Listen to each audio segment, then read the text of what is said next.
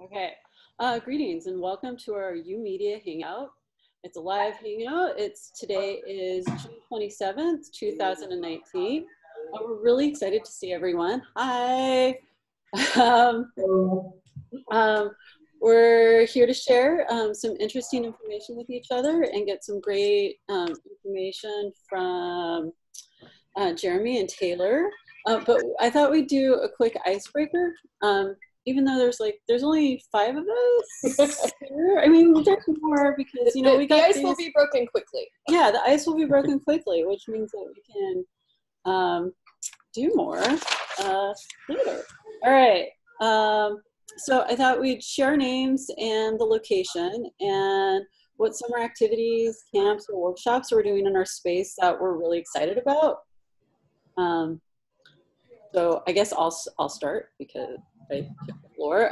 So I'm Desiree Wolcott-Cushman. I'm in the Rockwood Library in Portland, Oregon. It's Multnomah County. And the camp that we're doing right now actually is super exciting. We're doing this 3D print camp, and it's morphing as we go. We started learning Fusion 360, and we're finding the kids are really struggling with the numbers and the plot points. And Brian, our summer intern, our college intern, started bringing out these little pads, these little writing tablets that we just got and using Mesh Mixer. And so now the class is turning into this sculpting environment. So that is actually really exciting to see a class workshop transform and mold into something that the teens really want it to be. Yeah, I can pick up on that. I'm doing some makerspace support this summer, Sarah Ryan, and on Monday, which is the first day of the camp, everybody kind of like got through the step-by-step thing that the instructors wanted them to do, but then they were a little bit all over the place, and so we're like, let's talk a little bit about what you want to make this week. And then we found out the interest in sculpting, and obviously somebody wants to make Fortnite stuff, and somebody else has another specific thing. So getting beyond the I just came to this camp to what do I actually want to do in this camp. So, and I love that we have instructors that are flexible enough to actually let that happen and not freak out about I had a whole plan. All right. Whoever wants to go next, I'm going to put my thing on mute. So I can go next. I'm Eric from Chicago. I'm 5 floors below Jeremy and Taylor. I am the digital media coordinator, and part of that work has been working. I've been working on a suite of evaluation tools, and a paper and a panel got accepted at Connected Learning. So hopefully we'll get to present there. So that's kind of what I've been working on in summer. Oh, I don't know, maybe these guys will mention it, but it's also our 10-year anniversary. So it's pretty cool. We're ramping up for big things. Yeah, so I'll follow on with Eric. We are very excited. YOUMedia was born approximately 9 years and 358 days ago. So we're coming up on our 10-year, officially 10-year date on July 11th, right? Mm-hmm. Yep. 2009. And something we're really excited about, we have a lot of things we're doing to help celebrate the 10-year anniversary. The big thing that we're going to do is an outdoor block party. Right behind our library, we're going to close down the whole block that runs north to south of our library on September 28th. If you want to come, you're invited. And we're going to have an all afternoon fest with performances by teens, by staff, by alum, as well as we're inviting all of our local partners who do programming with us to also be at the festival with us. So we're really excited about that. I'll also say that we have just a really awesome program going on this summer. We're calling it We Are Chicago, and opportunity for teens to help us celebrate our 10-year anniversary too. And Taylor has a lot of stuff going on this summer too. Yeah, we're on day 4 of our intern program. So we have 150 interns, high school interns, across 51 branches this summer. They're helping with the children's summer program, with our teen summer program, helping teach patrons about technology, working in our archives, so all different kinds of things. We actually have 2 in our office here. They're working hard on some website things right now. Right next door. Yep, right next door, over there.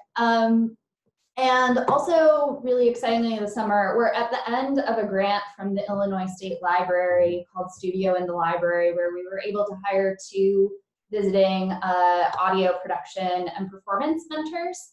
And they worked with teens to create a mixtape, Shy Teen Records mixtape. Check out our SoundCloud. It's there. It's super good. It's really good. It's really good. Yeah, really good. And the teens are going to go on tour this summer. They're going to go to 9 different library branches and perform selections from the mixtape. Fun stuff. Yep. Yep.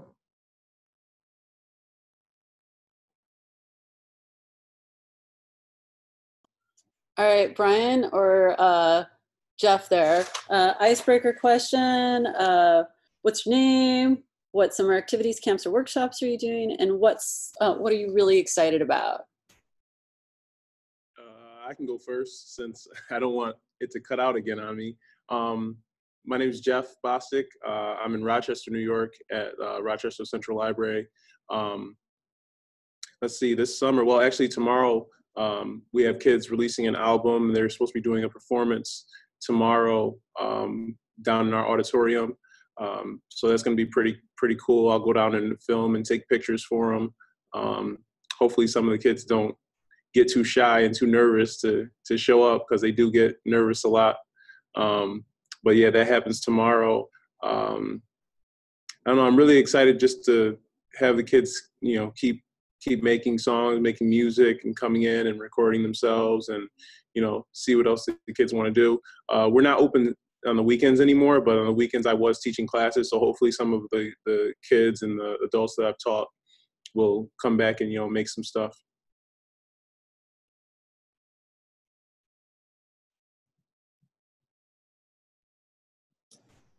Great. Can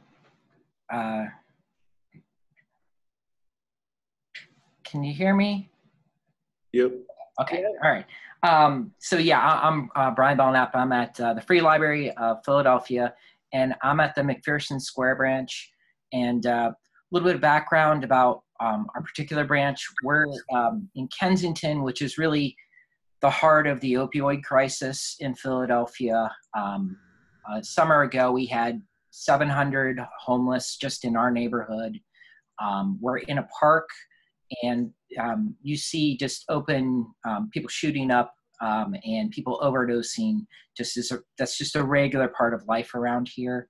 So 3 years ago, we started a bike program, and that was the teens asked for it. We had them research the tools that they needed to start the program. They ordered the tools. We had them inventory the tools. So we sort of learned some lessons through that program. We just received a grant that to do trauma-informed programming.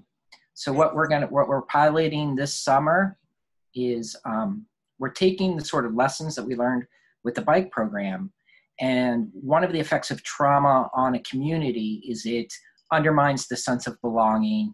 It undermines the sense of community. So what we're doing is we're forming clubs where the kids sort of form mini communities, and we have each club form a constitution and sort of talk about what it is to belong, what it is to be a member of a group. And then each club gets a budget, just like what we did with the bike repair club. So each club gets a budget to order the supplies that they want for their club. And then they have to work together to figure out how to share those, share the supplies, and sort of who gets access to the supplies. So hopefully we can through the course of the summer, do lots of talk, have lots of talk about what it is to be part of a community, what it is to have like, you know, responsibilities to a community. So that's sort of our goal there. So that's, I'm very, very excited about it. It's the first challenge we really faced is we made a whole bunch of plans. We had like kids ready for an art club, and then school ended and summer started. And we got a whole influx of new kids, and a lot of the kids we were planning around aren't coming around now. So, but I'm still very excited about it. I'm happy to be doing it.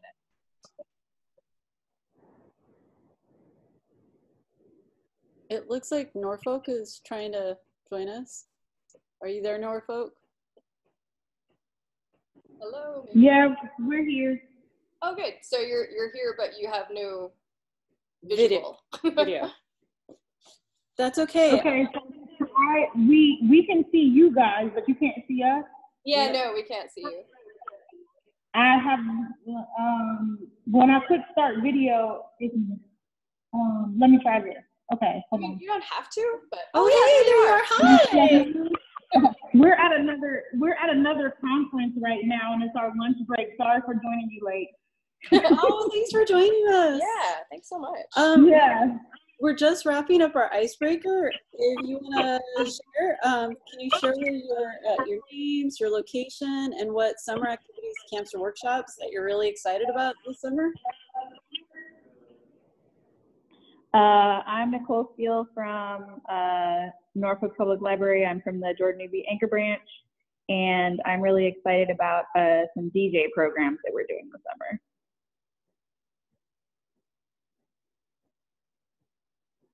I'm Janine Shorter. I'm from our parallel Anchor Branch Library in Norfolk, and the thing that I'm most excited about right now isn't actually something I have coming on in the summer. I presented about a month ago to our board of trustees for money for me to get in the studio in my grant, and they approved the general campaign for me to get my money. I requested like 250 grand, and they're like, well, let's go for it. And I'm like, I'm over the moon about that.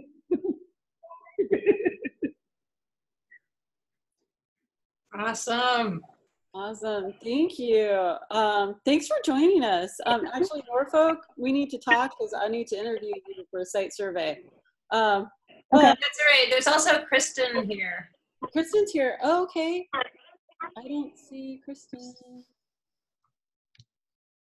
Hi. Hi. Yeah, we don't see you, but we say hello. Hello. Ooh. I can see her on camera, so. I see. We see her. Have like too many groups, like you can't see everybody. Yeah. Oh, there you are. Now we see you. Hi. I'm Kristen Morgan. I am the digital learning librarian overseeing our labs programs at Carnegie Library Pittsburgh. And are we doing summer programs we're excited about? Yes. Yes. Yeah, so our intensives just started this week. Our first one is using digital media to express our thoughts and opinions on the school to prison pipeline. That's wrapping up on Friday. It's been going really well. We have an amazing teaching artist leading that. And then we're jumping right into a whole series. So we have a really amazing street art intensive coming up. And we actually ended up hiring the teaching artists for that program, applied for a mentor job, and we just hired them, and they are just all around an amazing human, advocating and getting youth really excited. So we have a really crazy summer plan that I'm overseeing, and it's awesome. Yeah. All right. Is there anyone else that I'm not seeing? Are we all here? And if we're good, I think it's probably time for us to introduce our guests today, Jeremy Dunn and Taylor Bayless from Chicago. They're going to be discussing the Susan Crown Digital Learning Challenge Project, which I hear DreamWorks is a part of, and Hillary wanted us to know that even though she wasn't able to make it, she did DreamYard, and it was a really great experience. So I'm going to let our guests introduce themselves and take the stage.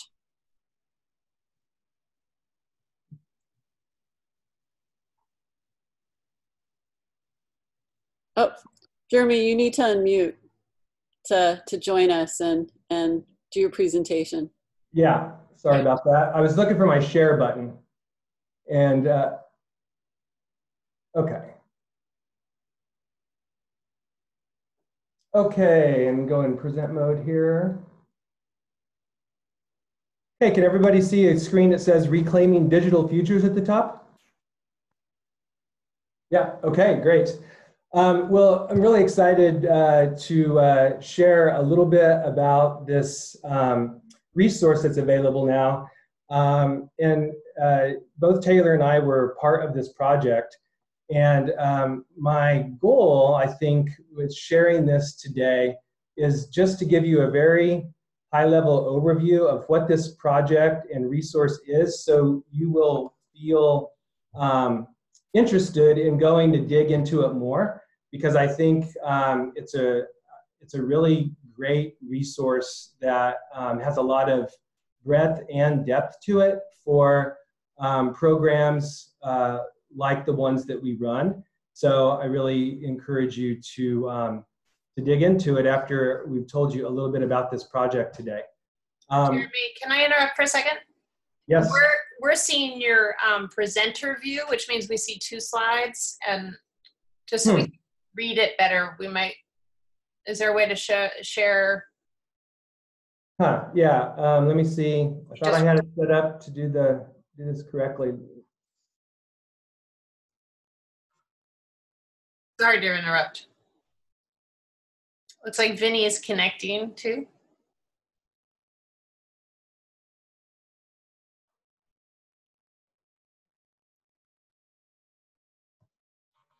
What are you seeing now? It's still presenter mode. Can everybody read it okay? Is it okay? I just want it's a little smaller than it could be, so I just want to make sure everybody can see it properly. Okay, I know how I can fix this. Just give me a second. Okay, great, sorry. Vinny, are you there? Can you hear us?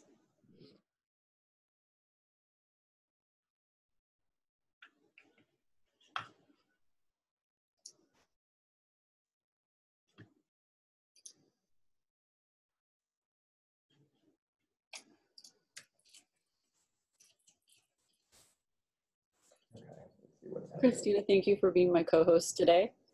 Yeah, sorry. I just want to make sure everybody can see them properly.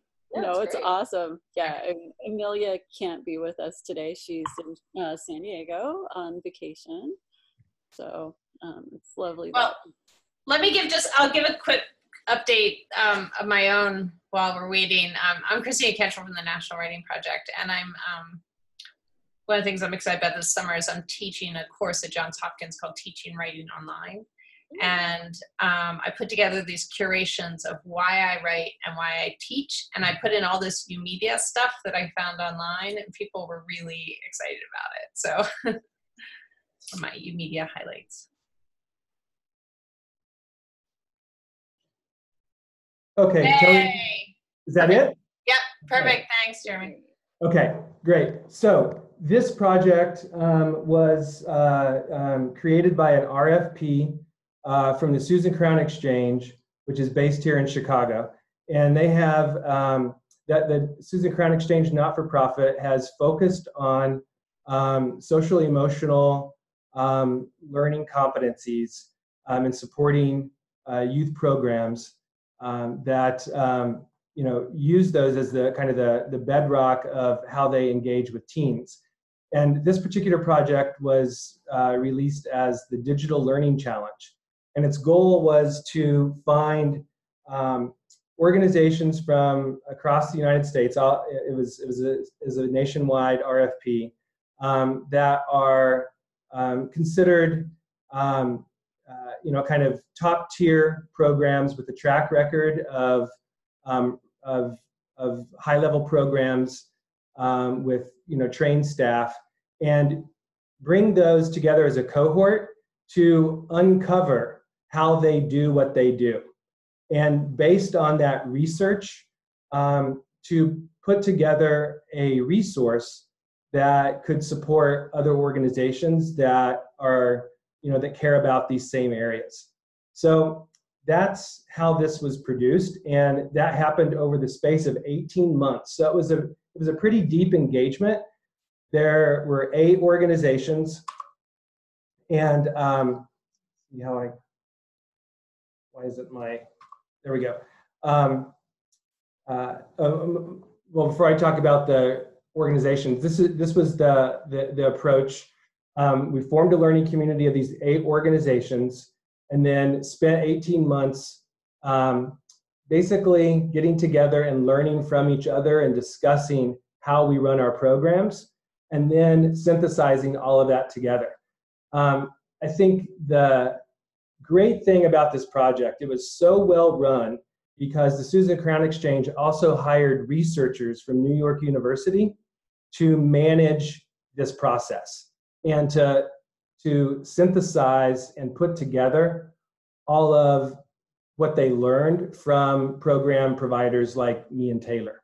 So we were able just to focus on discussing and learning from each other about what we do. They sat there and took the notes, took the video, and put it all together. So it was really optimal. Yeah, and I'll also say, so the researchers were in the room, but so were the funders. Susan Crown sat in on almost every meeting that we had, which was really unique and amazing to have the funder of the project in the room all the time. Yeah, and this is kind of inside baseball with Chicago, but the Crown family is a family in Chicago that's extremely wealthy. And Susan Crown is part of that family, but she had an early career, I believe, in banking. And then her second profession has been devoted to her own not-for-profit focused on developing competencies for youth programs. And she was there at every meeting, completely committed and engaged. So that was really awesome to see. So the 8 organizations are listed here. And as you can see, YOUMedia was one of the 8, and Free Spirit Media is also a Chicago-based group. The other groups are mostly from the East Coast, except WYMCAT, which is based in Grand Rapids. I won't talk in depth about these organizations because I want to keep this presentation, as short as possible. But what I do want to say about these 8 organizations, one, they really are all doing amazing things. And just Taylor and I learned so much from spending, I guess, a total of 9 days, about 9 days together over the course of 18 months. And having fairly regularly monthly calls during that time on Zoom.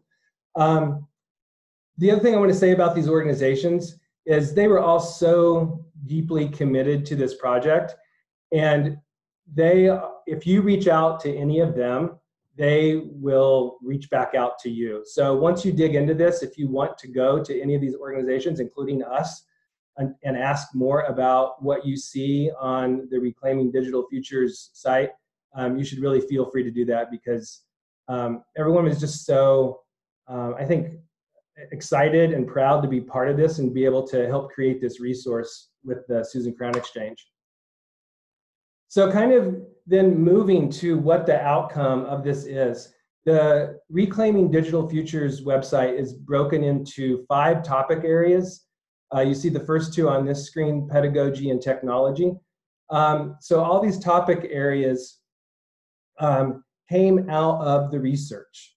We looked at what are the areas that kind of floated to the top in terms of what do programs like ours or AS220 or Free Spirit Media, what are all the things that they pay attention to as an organization to create quality engagement with teens that integrates digital technology into activities and practices that support teens in their social emotional development. So we ended up with pedagogy, technology, skills. Those are the actual competencies that the teens develop. The community that is surrounding the organization, and the capacity. How do organizations maintain and build the capacity to keep performing and aspiring towards excellence, over time? So I think what's really great about this, about the way that Reclaiming Digital Futures is organized, that there's really great differentiated access points to exploring it. So you can go in by these topics, but you can also go in, what are some of the other ways? You can also go in and look at some practice briefs, so get really specific descriptions of programs that happen at these places that always connect back to these bigger themes. So often there will be a practice brief that gives examples of multiple activities or programs at multiple different sites to show the connections between them and the differences between them. There's also a lot of different, it's not just text, there's lots of video on there, podcasting, visuals, as well as resources, actual, real world examples of documents and tools that people use in their daily practices at these organizations. Yeah, so I'm just gonna end this presentation by talking a little bit about some of those, what those look like. So, then you kind of get an idea of what you'll find if you decide to spend some time kind of digging into this. The resources are broken into 3 different categories: perspectives, how-tos, and case examples. So the researchers really thought a lot about, okay, if we're going to build a toolkit that's really useful, what are the ways to really orient this towards an audience, which includes practitioners and the administrators who support those practitioners, and maybe even funders. So funders have a better understanding of how programs work.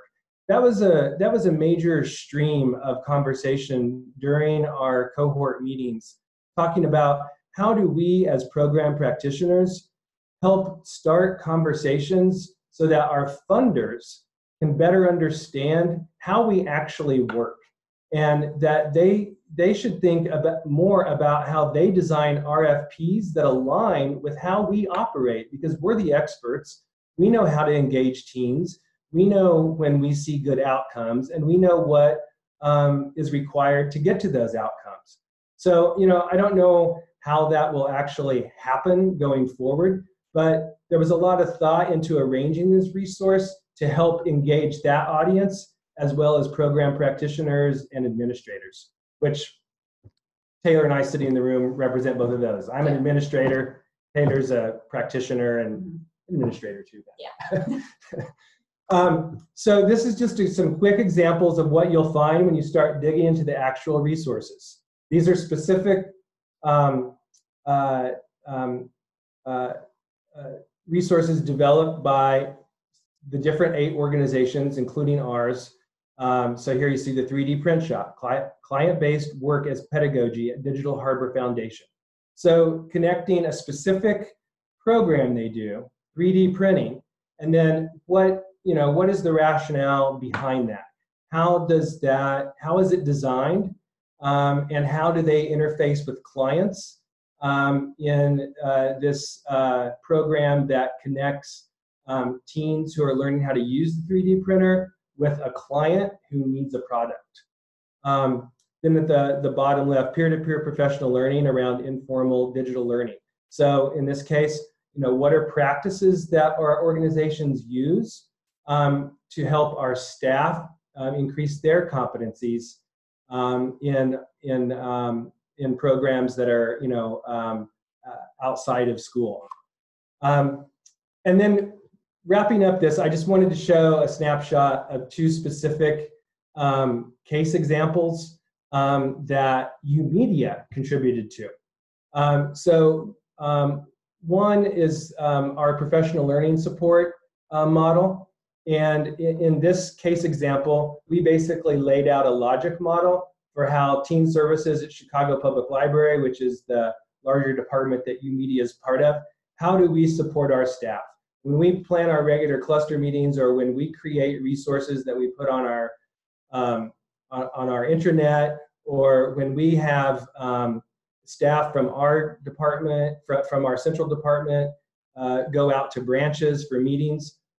Why do we do that? How does it fit into an overall logic model for what we think we need to be providing for staff continually to improve as program providers? So I think that, love to hear your feedback if you look at that, but it's a logic model and set of practices that for us have been really, I think, effective. And we're everything is a work in progress, and we're always evolving. Another resource that we provided, this one was written by Taylor, is our out-of-school digital learning software guide. So Taylor, you want to talk just a little bit about this? So this came about because we got a bunch of new laptops. They're PC laptops, and we had not used PCs before. So we were asking our staff to become familiar with a whole new set of software.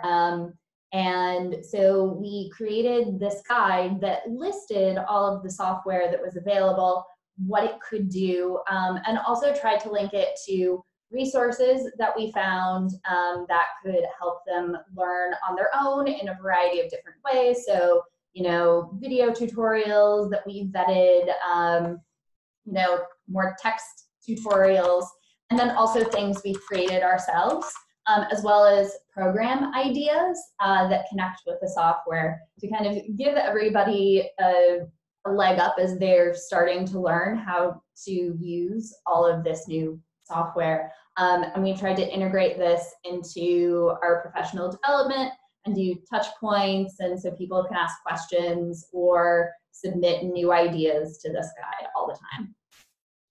So I just want to emphasize that those last two things we talked about are just two examples of case studies or how-tos or perspectives that you'll find once you go to Reclaiming Digital Futures.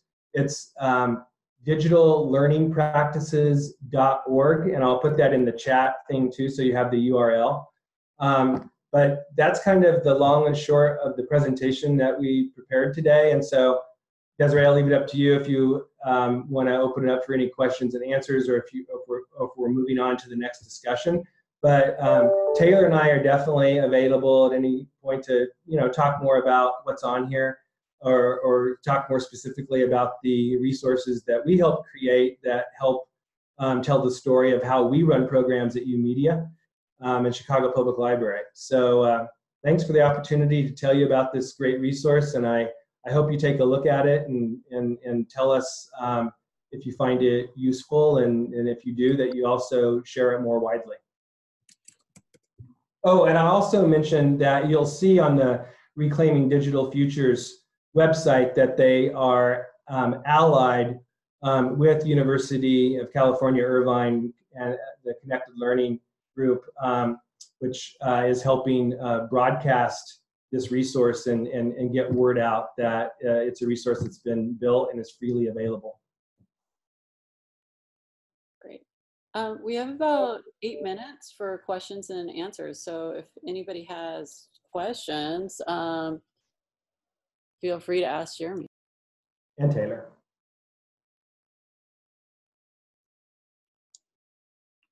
Hey, can everybody hear me?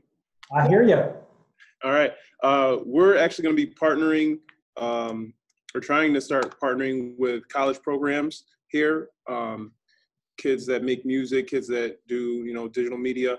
Have you guys, what has been your experience with partnering with the colleges, and have they done anything as far as, funneling kids into college or into, activities that help them get to college? That's a great question. I'm sure we're not the only ones that can respond to that, but we don't have any formal programs that do that right now. Thinking about secondary pathway, we have a lot of. It's a great question, and it's one we're thinking about a lot. So I don't know if anybody else has anything to offer on that. It's a great question. Where do you think it So I do have a suggestion about that.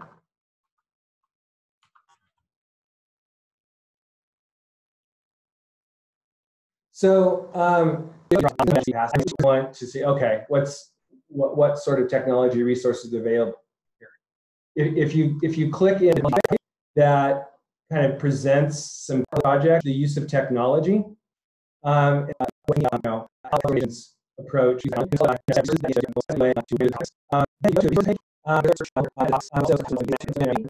by types in that section, but others may. So there are those two sets of filters. So I think that's wanting. Let's say you want on under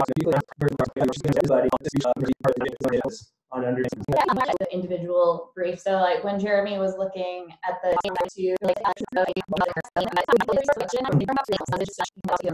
and to your question, Desiree, and Taylor's last point, last for a while so that you can keep going back into it and dip into it, because again, those 8 organizations collectively are all very complex organizations and produced a lot of depth in these resources. So, I mean, it took us 18 months to put it all together. So, you know, it's a resource that is meant to have some depth, and hopefully that's your experience if you go and check it out. Thank you so much for sharing all that. I'm really excited to get started on this. Every time I look at it, I'm just like, oh my. So don't feel like that. Yeah. Don't feel like you're a failure before you've even tried. And the other thing that I'll just throw out there, this is actually the first time that I've done any sort of presentation on this resource at all. And I also didn't have a huge amount of prep time, I will admit. If there are suggestions any of you have about how we could improve this, I purposely didn't go to surf the website because I felt like that would be too much. But very open to any feedback that you might want to send me later about saying, well, don't do that again, or whatever. So, because I'm sure we'll be presenting on it in different formats in the future, in different ways.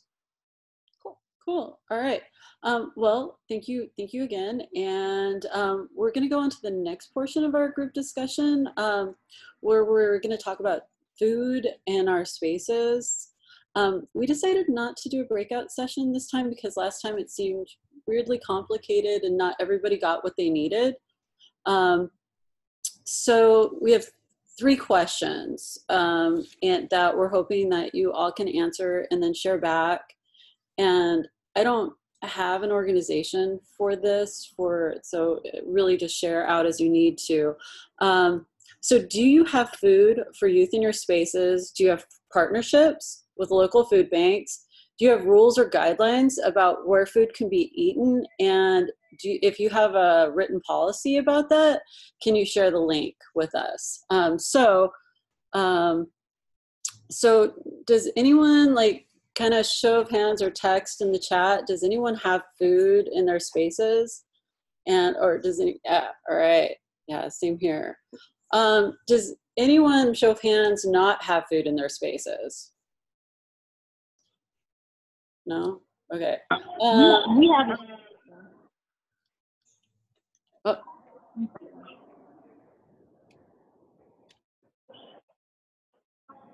Wait, Norfolk, do you have food? I couldn't get a read on that. All right.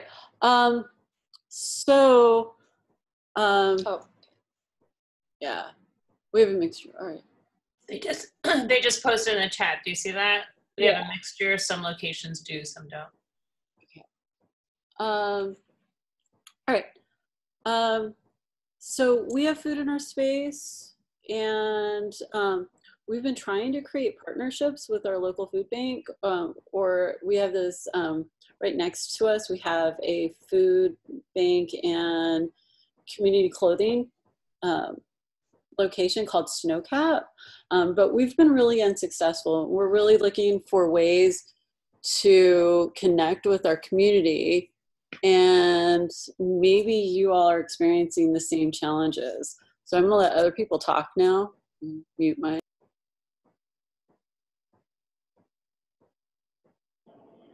Okay, Janine Shorter from Norfolk here.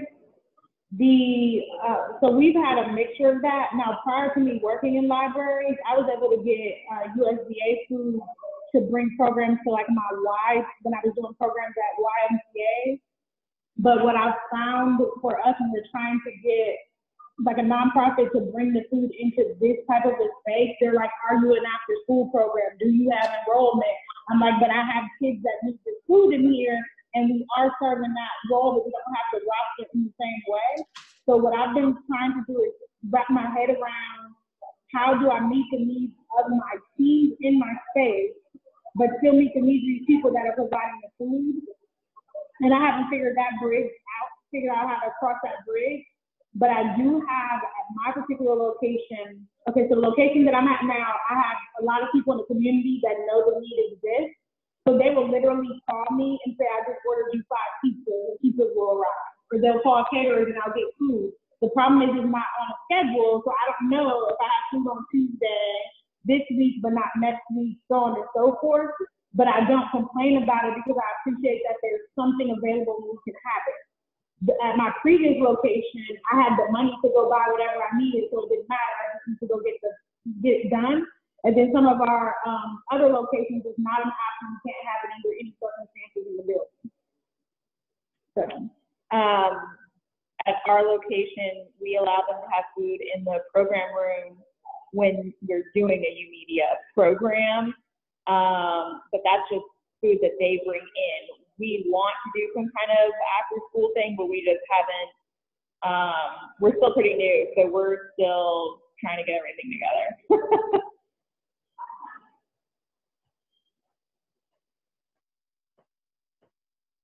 I have a question for you. The people who order food for you, can you store food somewhere? Do you have a place?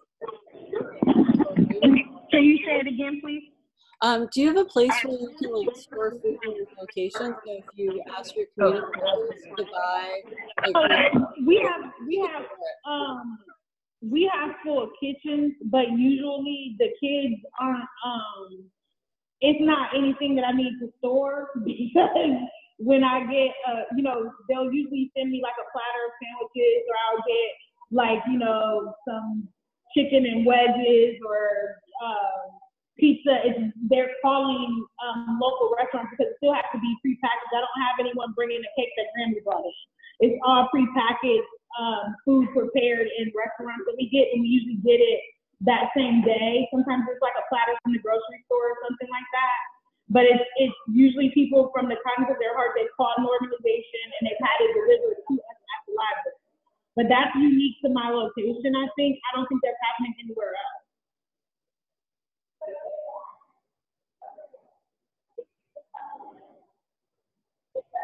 Actually, I want to know more about that. How did they? Can you say that again, please? Yeah, how was that originally set up? We didn't. What happened was the community that my library in is very much a food swamp, meaning that we didn't have a grocery store. The closest grocery store was 10 minutes by car. And then there's like McDonald's, KFC, Taco Bell. It's a significant amount of poverty where my branch is located. But then we also have people that are extremely wealthy sitting there. So I have the poorest and the wealthiest people in the community. It just depends on if you go east or west out of my building. So what happened is there were some people that noticed that we had kids in the library from the time school is dismissed until our doors close at 9 p.m. And they are there the whole day. And say if we'd have a simple program where you might have provided popcorn, it would be devoured in, 3 minutes flat. And people noticed it. So people just started trying to figure out a way to help these kids out, because we have kids that literally do not eat because access to food was a challenge. The food bank, the food bank, you have to have a piece of mail showing that you live, that your last known address was where within a certain mile radius, so they weren't able to get food there. Getting downtown to social services is prohibitive because the bus runs on the hour and it stops running at like 8 p.m. and it's like $5. So it was a lot of contributing factors. So people in the community just kind of banded together on their own accord, and I just got a phone call, and I'm like, we get what? Thank you. So this was a neighborhood organization? It was one of those things that fell in my lap. Say it again? It was a neighborhood organization, essentially? No, it's not even organizations. It's literally people in the community. Like, one of them is a nanny who brings her kids into the library, and as a nanny, she decided that she wants to order pizza once a month, so she just did. And then she told someone else she was doing it, and then that person's like, well, you know what? I'll send you a sandwich platter. It was kind of like a organic thing. We didn't do anything to accomplish it. It just happened, and I was grateful for it. I hear that.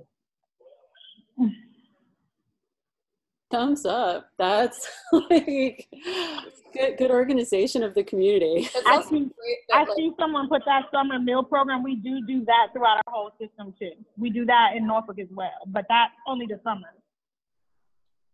I feel like that's such a great model, and our institution has like bureaucracy to the extent that like now when we give out any kind of food, we have to not only get the names of everybody who has consumed it, but also a contact number, because sometime, like I think in another county department, like some food that was ordered, like it was like bad lettuce or something, and like people got sick, and so like county has like decided that like people might just get sick from food, so we must know all of the names and how to get in touch with them in case like bad lettuce or whatever.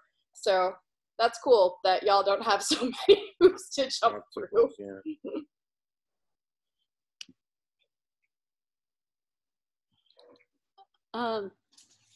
So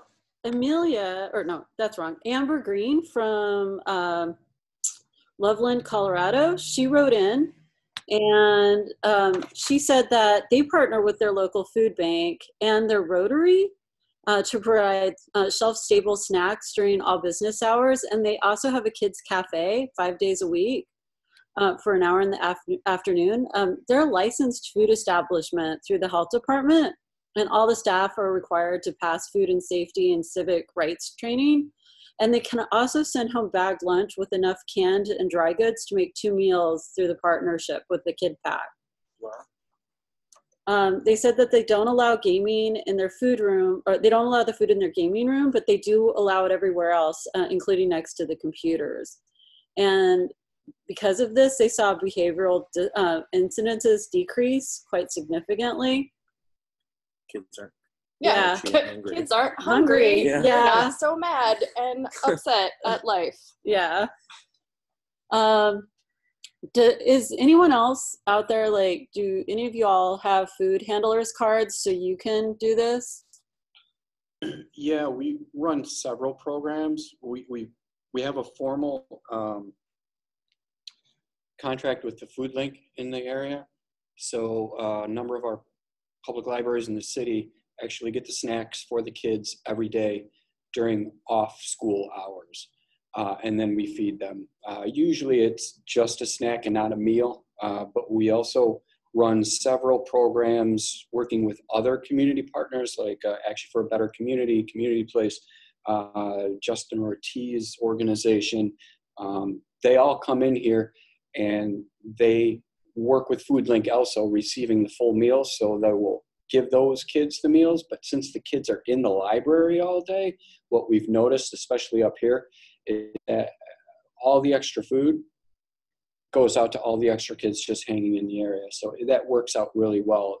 Even in the libraries where we don't have the formal contractual agreement with Food Link, all the kids are still benefiting from the individual programs that are running inside the library at that time. So it works out well. Jeremy has to step out, so bye, Jeremy. We at Chicago Public Library have, really similar to other programs, have a partnership with the Greater Chicago Food Depository. For years, it was just summer meals, shelf-stable meals, but this year at our downtown location, we've been part of a pilot to have school year meals. One summer, we did refrigerated meals, which was just like a giant hassle and took up so much of our staff time trying to manage that. Never again. But the teams really liked the shelf-stable meals. we did run into some problems when we first started, and this is kind of continued in our downtown space, where the teens will be really shy about picking up a meal. I think there's some stigma about them, you know, being hungry and not having the money to go run to 7-Eleven and buy food. So we really did have to like do some things where staff would like open up a meal and be like, hey, this thing is great. You guys should eat it. Like, I'm staff and I don't feel bad about eating it, so you shouldn't feel bad about it either. But we still run into that where teens are kind of hesitant to pick up the food, even though they're hungry. And I don't know if anyone else has run into that. Most of our kids will eat whatever at this point. You know, they're hungry. And so when we have the whole first week of summer, we hadn't had the summer lunch program. It hadn't kicked in. And so kids were really hungry. And we were able to have pizza in our lab for the camp, which was fantastic. But then when it was over and we had leftover pizza, it was consumed. Like it was devoured. And I will say there were some people who like had not signed up for the camp who like said that they were going to be part of the camp. And then they like, you know, slid their pizza like, and then like pieced out of the room pretty quickly. I also wanted to say like, just to follow up on the college partnerships question, that would be a great thing to talk about more on the community of practice. But like real quickly, like I feel like having like a sort of specific, like it sounds like y'all already have a lot of like music stuff happening. And so if there's like a specific music industry degree or like some like, you know, something that's really focused so that it's clear to both the college and to like the students that you're wanting to engage. All right, it is time for us to start wrapping up. I imagine some people have floor shifts in the next 2 minutes or they need to be off at 11. I just wanted to say thank you all so much for joining us. And it was a great conversation. Let's continue the conversation on the community of practice, the network, and also, if it's okay to contact you directly, let us know. You know, we'd love to connect more. I think we're planning another hangout in 2 months. As soon as I can connect with the other lead contributor, Amelia, we'll probably arrange it for August, if that's all good with you. And we've got some things on tap. And we're going to sign out now. Thank you, Taylor. Tell Jeremy thank you. Thank you, Christina. Thank you, Eric and Jeff and Brian and Kristen and everyone who's there that I can't see. Thank you for joining us. Bye.